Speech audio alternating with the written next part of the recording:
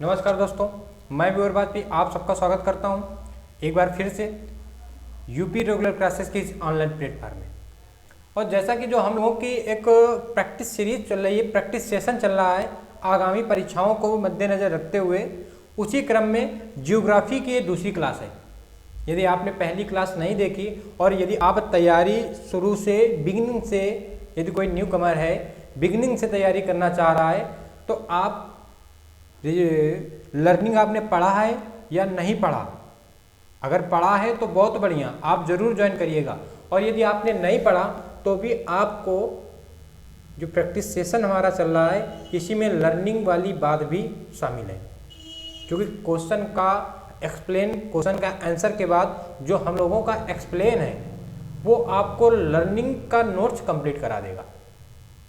और आपके नोट्स केवल आप पढ़ लो, पब्लिकेशन में तो जाने नहीं होते हैं, तो आप रजिस्टर ले लो, उसमें जैसे हो वैसे ही लिखते चले जाओ, एक ही पेन से लिखते चले जाओ, साफ साफ लिखते चले जाओ कि जब दोबारा आप पढ़ो तो आप समझ जाओ। ठीक, तो शुरू करते हैं। आज ये क्लास है ज्योग्राफी में। हमने कल बात की थी, पिछले वीडियो में हमने बात की, पिछले क्लास में बात की थी ग्लोब के बारे में। और आज हम बात करेंगे जो भारत का अक्षांशीय व देशांतरी विस्तार है और देशांतर रेखा क्या है, मानक समय रेखा क्या है भारत का स्पेशल। ठीक, तो वीडियो शुरू करते हैं। यदि आप चैनल पर नए हैं तो वीडियो को अंत तक जरूर देखिएगा। ये रहा पहला क्वेश्चन, कह रहा गुजरात के सबसे पश्चिमी गांव। अब भारत, हमने कल ही कहा था कि आपको मैप अपने पास रखने हैं। यदि आपने ब्लैंक मैप नहीं रखे हैं तो आप प्लीज़ आप अगली क्लास से 8-9 भारत के ब्लैंक मैप, विश्व के ब्लैंक मैप, और उसी में आप 8-9 यूपी के ब्लैंक मैप। क्योंकि जब हम यूपी की बात करेंगे, यूपी की, तो हम 12 से 15 क्लास में और 12 से 15 मैप में ही बात करेंगे। शुरू करते हैं पहला क्वेश्चन। कह रहा गुजरात के सबसे पश्चिमी गांव और अरुणाचल प्रदेश के सबसे पूर्वी गांव पर स्थित वालांग के समय में कितने घंटे का अंतर है। अब देखो यहाँ पे थोड़ा बनाने की कोशिश करेंगे।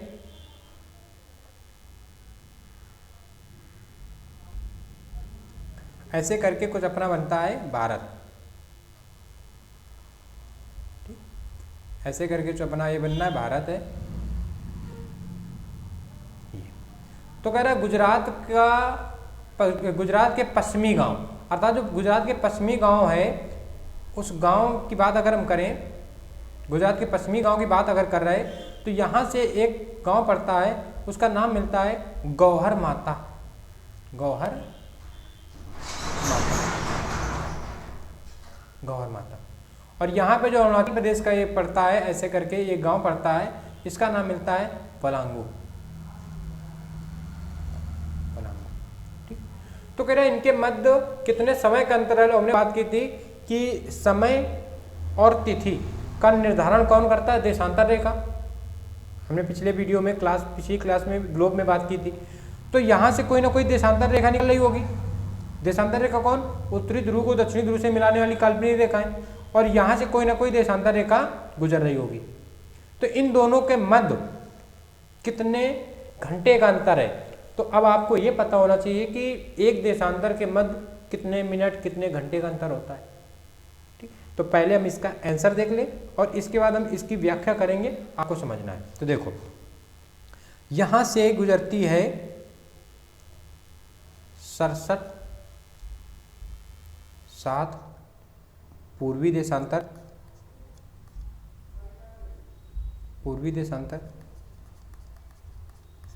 और यहां से जो गुजरती है देशांतर रेखा वो है 97-25 पूर्वी देशांतर। दोनों पूर्वी देशांतरें हैं, पूर्वी देशांतर। लगभग जो दोनों के मध्य देशांतरों में अंतर आता है वो आता है 30 मिनट, 30 देशांतर का, 30 देशांतर का, 30 देशांतर का। और एक देशांतर में अंतर होता है 4 मिनट का, तो 30 देशांतर में अंतर हो जाएगा 120 मिनट का, और 120 मिनट का मतलब है 2 घंटा, 2 घंटा। ठीक, कौन सा से हो जाएगा, बी नंबर, यानी 2 आवर्स। अब है क्या चीज़ समझोगे, हमने बात की थी, या हम लोग पहले क्वेश्चन जो है उनकी चर्चा कर लें और अंत में हम आपको टाइम निकालना बता देंगे कि आपको कैसे टाइम निकालना है। अगर अपना भारत का 82.5 जो मानक समय है, यहाँ अगर ब्रिटेन में, इंग्लैंड में GMT में अगर 12 बजे हैं, 2 बजे हैं, तो भारत में कितना बजा होगा, या इस देशांतर में कितना बजा होगा, इसकी चर्चा हम अंत में कर लेंगे। आप पहले क्लास वीडियो देख लो, क्वेश्चन देख लें। कह रहा भारतीय मानक, अगला क्वेश्चन कह रहा भारतीय मानक समय की यामोत्तर नहीं गुजरती, अर्थात जो भारतीय यामोत्तर रेखा है, भारतीय मानक समय जो रेखा है, ये कहाँ से नहीं गुजरती। हमने कल पिछली क्लास में बात की थी कि भारतीय मानक समय जो है वो 82.5 डिग्री को माना गया है, ठीक। और ये 5 राज्यों से होकर गुजरती है। इलाहाबाद के नैनी से गुजरती है, तो अर्थात यूपी से गुजर रही है, मध्य प्रदेश से गुजर रही है, छत्तीसगढ़ से गुजर रही है, उड़ीसा से गुजर रही है और आंध्र प्रदेश से गुजर रही है। तो कितने, 5 से गुजर रही है। तो कौन सा है, आंध्र प्रदेश है, उत्तर प्रदेश है, छत्तीसगढ़ है। कहाँ से नहीं गुजर रही है, यहाँ से। तो इसका आंसर क्या हो जाएगा, महाराष्ट्र से नहीं गुजर रही, ठीक। अगला क्वेश्चन, भारतीय मानक समय की देशांतर रेखा 82.5 किस नगर से होकर गुजरती है, यानी इलाहाबाद के निकट नैनी नामक स्थान से गुजारी जाती है। तो इलाहाबाद इसका सही आंसर हो जाएगा। कहाँ से, इलाहाबाद से। अगला क्वेश्चन, निम्नलिखित देशांतरों में कौन भारत की प्रमाणिक माध्यान्ह रेखा मानी जाती है। तो 82.5 पूर्वी, 82.5 पूर्वी। अब 1 मिनट, आपको ये भी याद रखना, ऑप्शन में चलो नहीं दिया, लेकिन वो दे देगा 82.5 पश्चिमी देशांतर ऐसे, और ये लिखा होगा 82.5 पूर्वी। तो हो सकता है कि पश्चिमी वाला पहले लिखा हो और आप केवल 82.5 देखोगे और उसी कर दोगे। आपको पेशेंस रखना है। 82.5 पूर्वी, और इसी में एग्जामिनर कंफ्यूज करता है, ठीक, फिर मत्था पटकने वाली बात आती है। अगला क्वेश्चन कह रहा भारतीय मानक समय इंडियन स्टैंडर्ड टाइम निम्नलिखित स्थानों में से किसके समीप से गुजारी गई, जो हमने बात की इलाहाबाद के नैनी से। अगला क्वेश्चन, भारतीय मानक समय एवं ग्रीनविच माध्य टाइम यानी GMT के मध्य अंतर कितना है। तो प्लस का 5.5 घंटा, प्लस का 5.5 घंटा। अभी बात करेंगे बिल्कुल, आपको और 2-3 क्वेश्चन देंगे, आप निकाल दोगे। कह रहा भारत का सुदूरस्थ दक्षिणी बिंदु, सुदूरस्थ दक्षिणी बिंदु कौन सा है। तो देखो भाई, ये भारत बना ऐसे करके,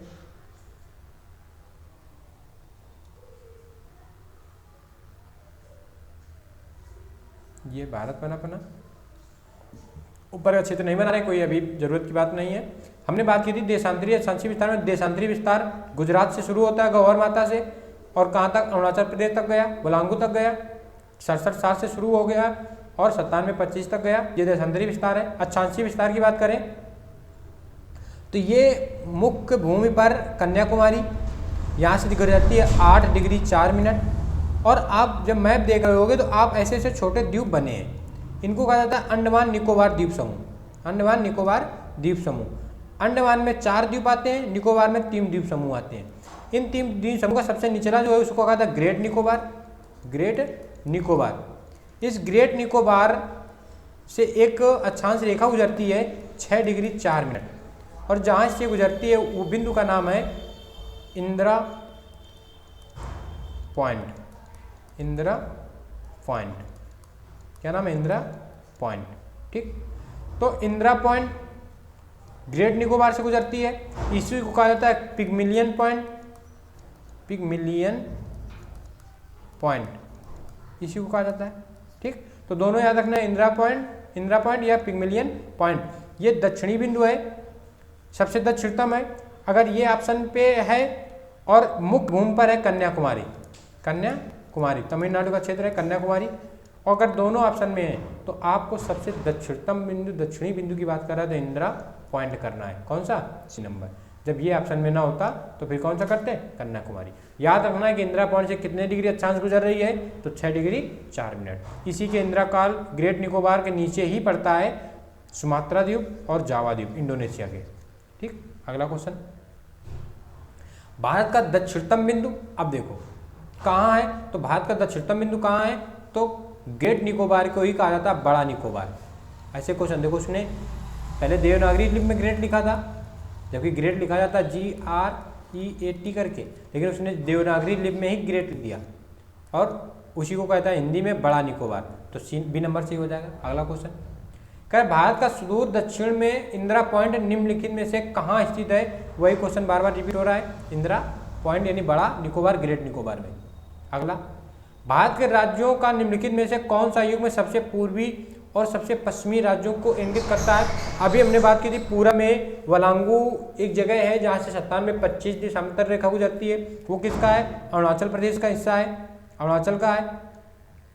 और जो गौहर माता की बात की थी वो किसका है? गुजरात का है। तो कौन सा आंसर सही है? D number. अगला क्वेश्चन, मैप आप लिए होगे तो आपको मैप में जहाँ ऐसे आपका मैप बना है और ऐसे करके ये है, तो एक क्रीक वाला जो क्षेत्र आता है, ये वाला क्षेत्र, ये थोड़ा ज़्यादा निकला होता है, इसी क्षेत्र के पास पड़ती है गौहर माता। तो आपको यहीं लिख देना है और देशांतर गुजार देनी है, लिख देना 67-7 पूर्व ईस्ट देशांतर। और यहाँ पे जहाँ अरुणाचल प्रदेश की बात करेगा तो यहाँ पे आपको कर देंगे 97-25 वलांगू। कोई विजयनगर जिला एक पड़ता है, उसी का क्षेत्र है वलांगू, ठीक, या किबूती, किबूती, दोनों बातें सही है, वलांगू या किबूती। अगला क्वेश्चन, एक कह रहा भारत का सुदूर पश्चिमी बिंदु, पश्चिमी बिंदु कहाँ है? 68-7 पश्चिमी, 68-7 पश्चिमी, पूर्वी, 68-7 पूर्वी कहाँ है? गुजरात में, सी नंबर। 68-7, सॉरी 67-7 बोल रहे थे, 68-7 है, 68-7 पूर्वी।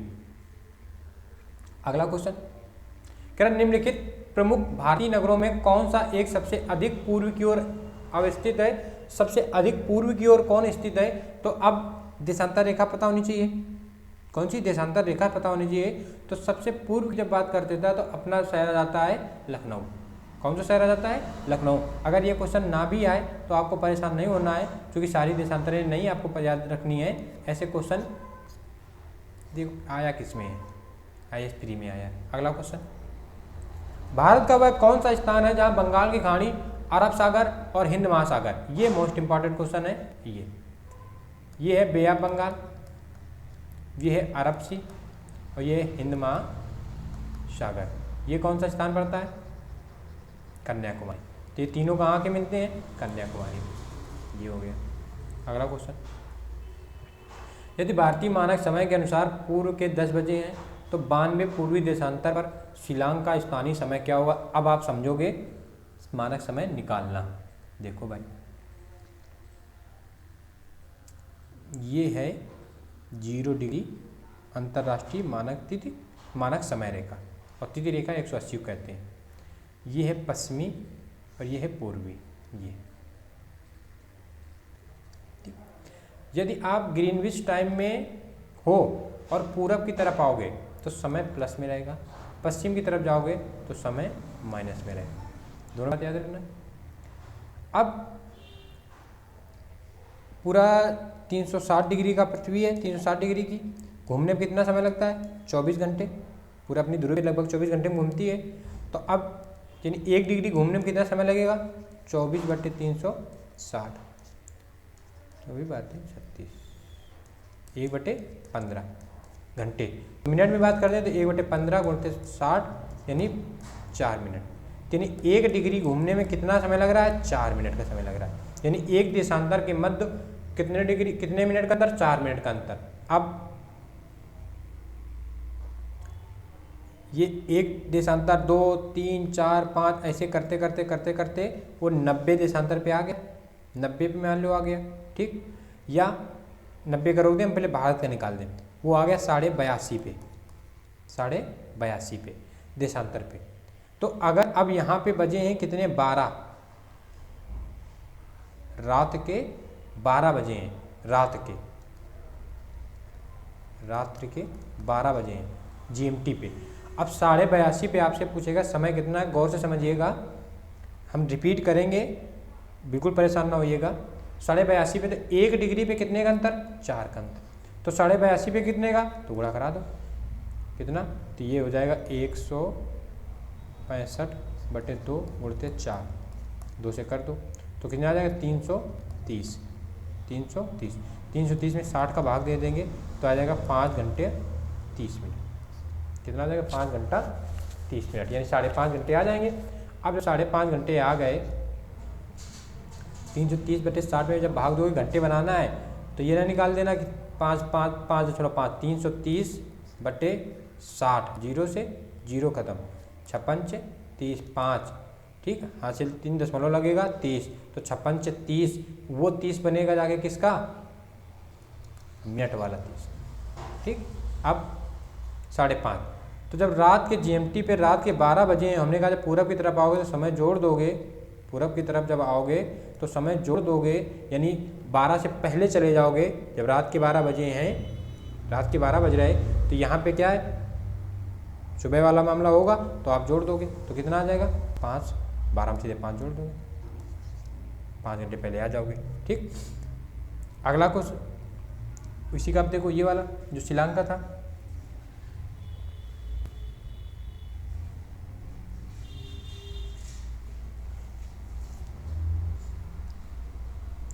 श्रीलंका, ये देखो कह रहा है पूर्वा के 10 हैं, यानी 10 बजे हैं कहाँ, भारत के मानक समय रेखा पे, यानी 82:30 पे। कितने बजे हैं, 10 बजे। 82:30 पे कितने बजे हैं, 10 बजे। 92 का निकालना है, 92 का, ठीक। तो 82:30 और 92 में कितने देशांतर का अंतर है, तो 9.5,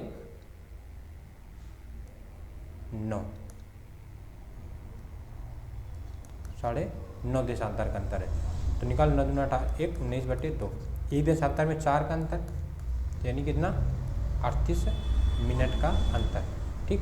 तो अब जब शिलांग यहाँ पे पहले है, तो शिलांग पे वो समय बच चुका है, उसके बाद यहाँ के आके बजा है, यहाँ पे 10 बजा है, उससे पहले यहाँ बच चुका, यानी यहाँ कितना 10:48, चूँकि हमने कहा समय जुड़ेगा, यानी समय पहले चला जाएगा, तो 10:38 P नंबर सही हो जाएगा, ठीक।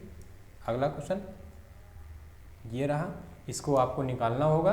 जब ना समझ में आए तो एक वीडियो केवल हम देशांतर निकालने में और करीब देशांतर से संबंधित 12-15 क्वेश्चन लाएंगे। अगर आपको ये चीज़ समझ में आ गई हो तो बढ़िया, आप इसको निकालिएगा। ये वाला क्वेश्चन आपके लिए है, आंसर इस कमेंट बॉक्स पे आप बताइएगा, ठीक। यदि आपको वीडियो पसंद आया हो तो लाइक ज़रूर करिएगा, और यदि आपने चैनल को सब्सक्राइब नहीं किया तो सब्सक्राइब जरूर करिएगा, और बेल आइकन ऑन करिएगा, ताकि आपको ये वीडियो अच्छे लग रहे हैं तो आपको ये वीडियो समय पे मिलते रहे। मिलते हैं नेक्स्ट वीडियो पे, तब तक के लिए जय हिंद।